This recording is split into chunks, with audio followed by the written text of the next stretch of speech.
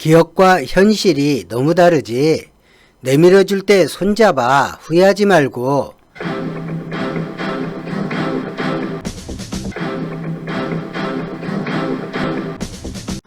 바이든과 시진핑이 처음으로 전화통화를 하였습니다.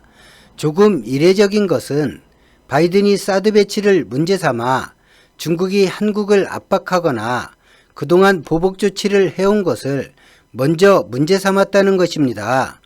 바이든으로 정권이 바뀌더니 동맹으로서 제 역할을 하는 것인가 싶어 반가운 일이다며 뿌듯해하는 분도 있을 텐데 바로 떠오르는 장면이 있습니다. 유명희 통상본부장에게 미국이 지지를 밝혔는데 그 시점이 회원투표가 끝난 뒤였습니다. 깔끔하게 사퇴하려던 찰나 참으로 애매하게 만들어버린 지지선언이었습니다. 그리고는 한국을 지지하라고 어떤 나라도 미국은 설득하지 않았습니다. 그게 다였죠. 뭔가 이상하죠. 지지해준 것은 고마운 일이 분명한데 한국이 처한 현실은 버티면 버틸수록 WTO 기능을 멈추게 만드는 일이 되어 좋은 소리 듣기가 매우 힘든 상태죠. 그렇다고 미국이 지지하자마자 사퇴하기도 참 이상해진 상황이 되어버린 것입니다. 판이 뒤집힐 가능성은 없는데 명분도 실리도 없이 사퇴를 미뤄야 했다가 불과 며칠 전에야 사퇴했습니다. 그랬던 상황이 미중 정상 간 사드 이야기 전화통화 소식을 듣고 그 일이 겹치면서 툭하고 떠오릅니다. 잠깐 사드 이야기를 좀 하겠습니다. 2016년 7월 8일 한미양국은 사드를 배치하기로 했다고 전격 발표했습니다. 2017년 3월 10일 헌재는 탄핵을 받아들여 대통령 박근혜를 파면하게 됩니다.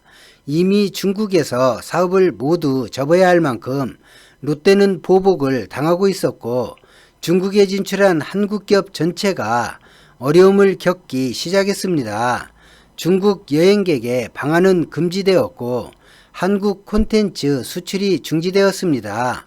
그리고 야당과 시민사회가 차기 정권으로 밀어달라 했지만 새 정부가 취임하기 보름 전인 4월 26일 황교안 대통령 권한대행과 당시 한민구 국방부 장관은 성주의 사드 배치를 전격 승인합니다. 바이든과 시진핑이 통화한 날 11일이죠. 토니 블링컨 미 국무장관과 정의용 외교부 장관이 전화통화를 가졌습니다. 두 장관은 새로운 임기를 시작한 신임 장관이라는 특징이 있습니다. 정의용 외교부 장관은 미국 바이든 정부 출범에 맞추어 임명된 외교부 장관입니다. 최근에 미국에서 나오는 말을 종합해보면 북한은 비핵화에 사실 의지가 없다. 북미회담의 걸림돌은 약화한 한일관계이다. 한국 정부가 남북교류와 종전선언에 집착하고 있다. 이런 말이 많이 나오고 있습니다. 그리고 미국 국방예산에 한국에서 사드를 업그레이드하고 추가할 수 있는 비용이 한국에 어떤 상의가 있었는지 모르지만 2021년 예산에 배정되어 있습니다. 바이든의 사드 언급, 사드 예산 배정, 그림이 그려지는 모습입니다. 긁어 부스럼이란 말이 있습니다.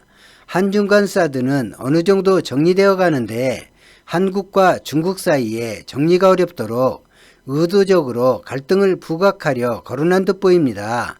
사실 사드 문제는 답이 어렵지 않습니다.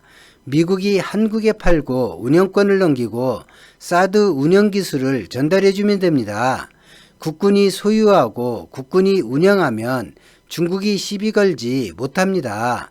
터키와 마찰도 같은 이유로 발생했는데 돈을 받고 팔면서 운영을 미군이 하겠다고 해서 터키가 러시아제를 도입해버리고 이 일 때문에 터키와 미국이 요즘 껄끄럽습니다. 팔면서 운영 방법이 기밀이라 가르쳐 줄 수 없다는 게 말이 되나요? 미군이 결정해 사드가 발사되면 그 미사일로 발생할 책임은 발사국이 기본적으로 져야 하는데 말이죠. 아무튼 대한민국에 사드를 팔고 국군이 운영하면 사드 문제는 더 발생하지 않습니다. 사드라 불리는 고고도 미사일 방어 체계는 나쁜 시스템이 아닙니다. 우리 국군이 추구하는 방어 시스템에 적합한 모델이기도 합니다. 소유와 운영 주체의 문제 때문에 지금 미국과 중국 두 나라 모두에게 볼썽사나운 눈치를 보고 있습니다. 여기서 마냥 중국을 비난하기보다 왜 중국이 저렇게 민감한지 보아야 합니다. 중국이 저토록 민감해지게 만든 일이 2013년 6월에 일어납니다. 당시 국무장관이며 차기 유력한 대선주자이며 첫 여성 대통령으로 당선이 유력하다던 힐러리 클린턴이 세계적인 투자은행인 골드만삭스 임직원에게 강연하게 됩니다.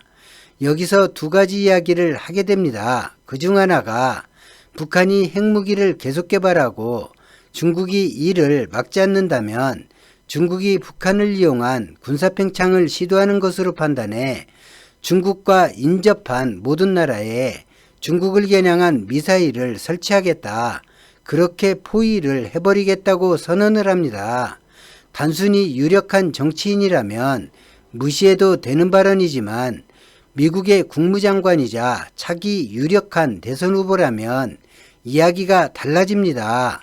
그 발언 이후 미국은 노골적으로 한국의 사드 배치를 밀어붙이게 되고 당시 부정적 기류가 강했던 청와대와 달리 국익이 뭔지 외교가 뭔지도 모르는 듯한 유승민은 국회 국방위원장을 하면서 2013년 사드 자료를 받아보았습니다. 2014년 11월 3일 여당 국회의원으로 생방송으로 중계된 국회 연설에서 사드 도입을 강력히 주장하고 2014년 11월 27일 중국은 러시아판 사드 S-401포대를 30억 달러에 수입하기로 계약을 체결하고 2017년에 설치하기로 하였습니다. 유승민은 2015년 2월 원내대표로 선출되어 박근혜 정권의 자제 요구에도 계속해서 안보를 내세워 도입 주장을 급진전시키게 됩니다. 박근혜가 중국을 달래기 위해 2015년 9월 3일 전승절 기념일에 시진핑 옆에 서기까지 했지만 방패였던 여당 기류가 안보 운운하는 여론몰이에 무너지며 끝내 박근혜도 찬성적으로 기울게 되었습니다. 2013년 국무장관이던 힐러리 클린턴의 발언과 한국 국회에서 여당 원내대표의 발언은 한국이 미국을 등에 업고 중국을 군사적으로 적대한다 여기도록 만드는 역할을 했을 뿐만 아니라 중국은 러시아제 미사일 방어 체계를 수입하기로 결정하도록 명분을 주었고 결국 동아시아의 미사일 방어 시스템 경쟁을 촉발해버렸습니다. 그리고 미국이 힘으로 밀어붙이고 안보라는 말을 적절히 이용하게 되면 한국은 결국 굴복한다는 인식을 당시 트럼프 행정부와 미국 관료 사회에 강하게 남겼습니다. 바이든은 1월까지 부통령이었습니다. 그때의 기억을 가지고 대통령이 되었습니다. 하지만 대통령이 되어 바라본 한국은 자신이 상대한 한국과 너무 많이 변했습니다. 방위비와 한국이 제시한 게 있으니 한미 양국에 걸림돌이 되지 않습니다.